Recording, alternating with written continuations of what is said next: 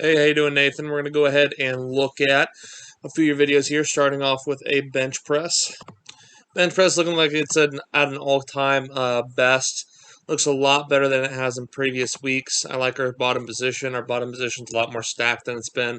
And then, like I mentioned before, our top position's not wasting so much energy anymore, which is awesome. So you made some really nice changes this last week. Two quick things that come into mind with your conventional deadlift right now.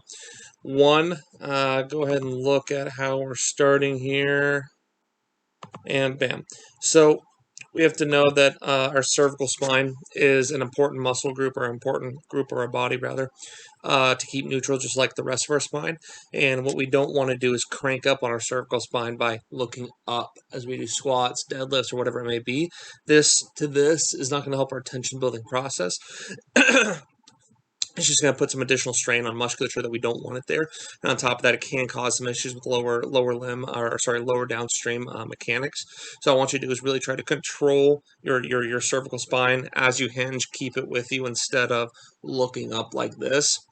And the second thing is I want to make sure that we're a little more segmented with our cues. I want to do our lat engagement before we actually go to start building tension. Right now, our lat engagement is happening as we build tension, and it's taking less focus away from our uprighting, from our T-spine extension, from our upper body contributing to tension building. If we do the lat engagement at the same time we wedge our hips in and build tension and press our feet to the floor, then that's all that's likely going to happen with our upper body. But if we do it beforehand, then we give ourselves an extra opportunity to do a little bit more with our upper body in terms of taking the tension on the barbell and getting in a more advantageous position. So I want you to start engaging the lats first and then going through the motion. And as you go through the motion, let's put a little extra focus into not only keeping our cervical spine in check, but also trying to get more tension out of the bar with your upper body. Try to upright yourself more. So probably the only thing I'm noticing with your squat isn't necessarily a movement issue, but you'll notice that as you squat down, usually there's a hinge that takes place, hips travel back, chest travels forward, and you hinge at the appropriate rate, having those two parts of your body move in synchronicity. Now, with that being said, right now, as you get lower to the ground, what I'm noticing is your T-spine, your upper spine, is kind of caving in, and our hips are staying directly under us. Now, it's not necessarily a movement fault.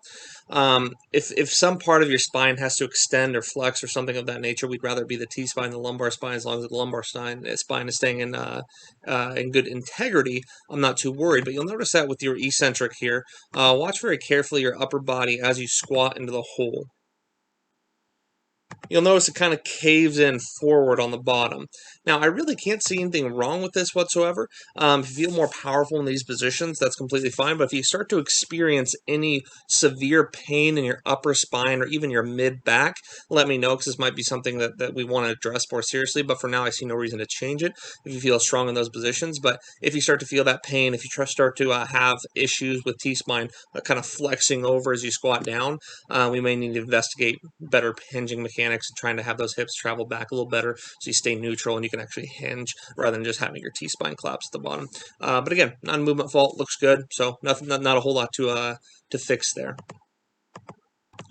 A solid week in terms of movement quality. Let's go ahead and start to push load in the weeks to follow in terms of training. Try to hit some big numbers, pushing load and intensity, and let me know if you have any questions.